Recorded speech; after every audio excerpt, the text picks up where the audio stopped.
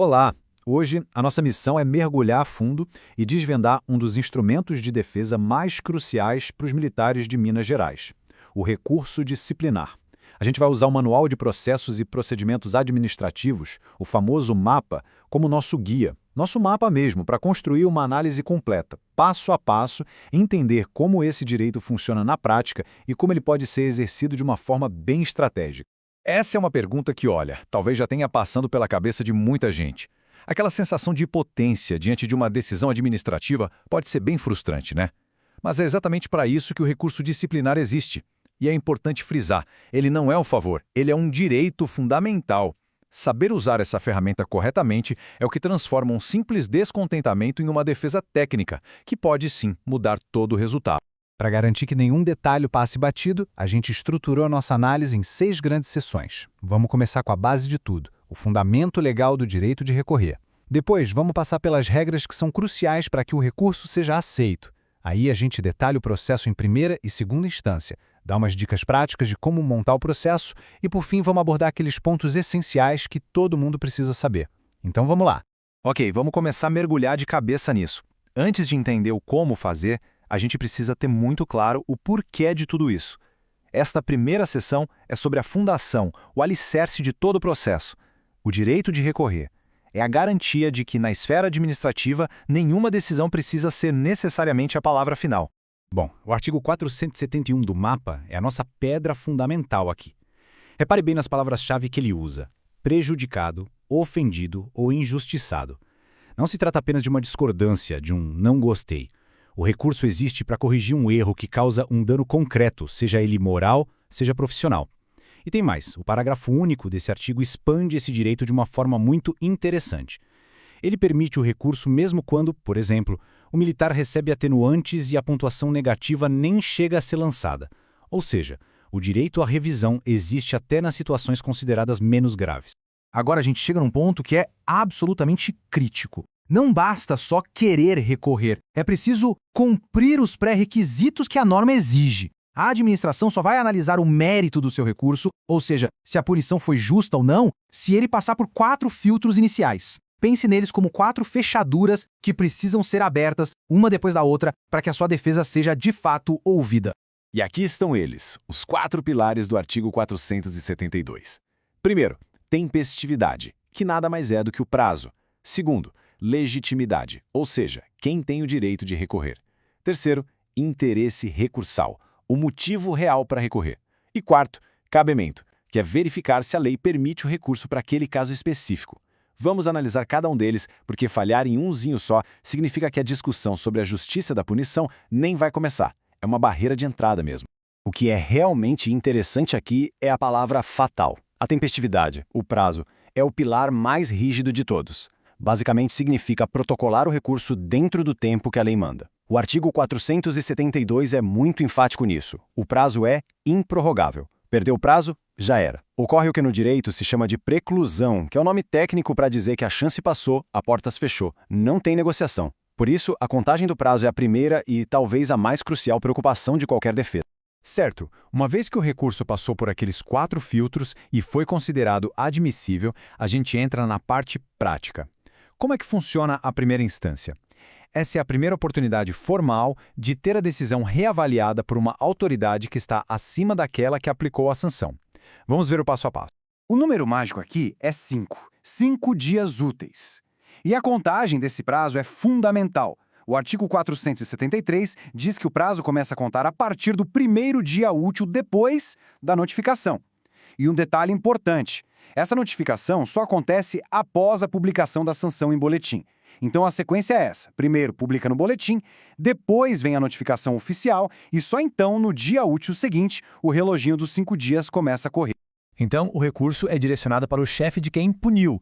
Mas aqui vem a informação mais poderosa dessa etapa. O recurso em primeira instância tem efeito suspensivo. O que isso significa na prática? Significa que a partir do momento em que o recurso é protocolado, a execução da punição é congelada. Fica em pause. Ela não pode ser aplicada enquanto o recurso não for julgado. Isso dá um fôlego essencial para a defesa. A partir daí o processo anda. O artigo 477 dá à autoridade original 5 dias para, se quiser, reconsiderar. Se ela mantiver a decisão, ela manda o processo para o seu superior, que vai ter outros 5 dias úteis para dar a palavra final.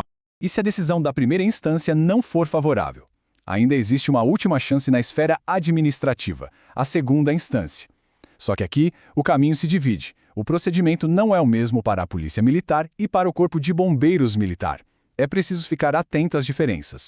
E esta tabela ilustra as diferenças de forma bem clara. Como a gente pode ver, na PMMG, o recurso final vai para o comandante-geral. Já no CBMG, vai para o corregedor. O prazo continua o mesmo, 5 dias úteis. Mas olhem bem a última linha. Essa é a mudança mais drástica. Em segunda instância, o recurso não tem efeito suspensivo. O artigo 480 explica o que isso significa. Depois da decisão da primeira instância, a sanção é ativada imediatamente. Mesmo recorrendo, a punição já começa a ser cumprida. Aquele pause que a gente tinha antes acabou.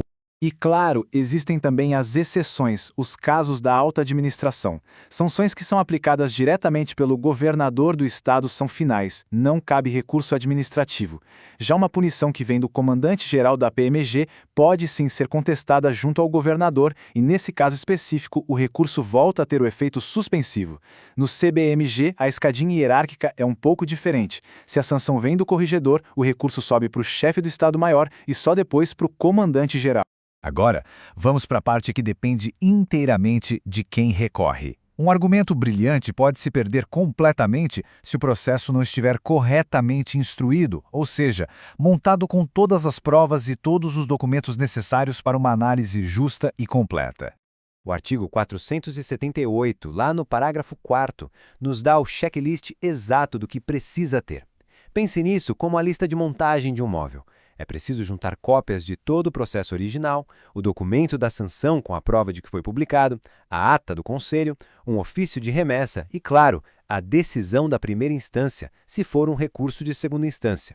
Instruir o recurso é basicamente fornecer todas as peças do quebra-cabeça para que a autoridade julgadora tenha um cenário completo para decidir. Esta citação do artigo 478 é um alerta, e um alerta poderoso.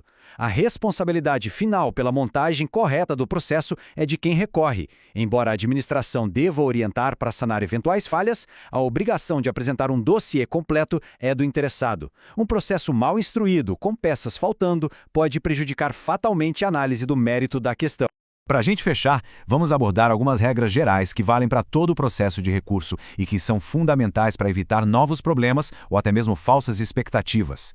São as regras de conduta e também de como as esferas administrativa e judicial se relacionam. O recurso é uma peça técnica de defesa, não um campo de batalha para desabafos. O artigo 481 é muito claro sobre isso.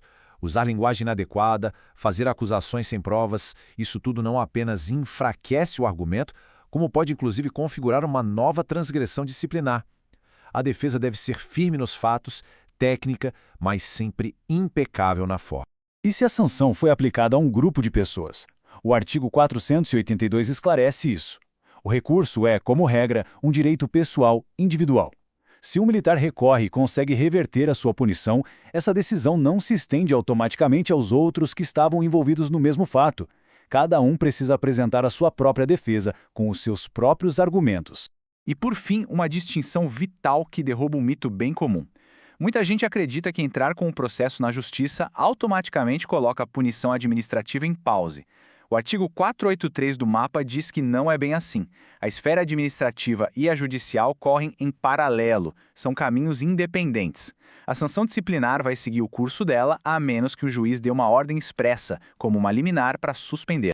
E assim, a gente fecha o nosso guia. Fica bem claro que o recurso disciplinar é uma ferramenta de defesa poderosa, mas, como toda ferramenta, a eficácia dela não está apenas no fato de existir, mas na habilidade de quem a utiliza. A pergunta final não é se o direito existe, mas se há o preparo para exercê-lo com a atenção, a técnica e o respeito que ele exige. Porque, no fim das contas, é a preparação que transforma um direito que está no papel em um resultado justo na prática.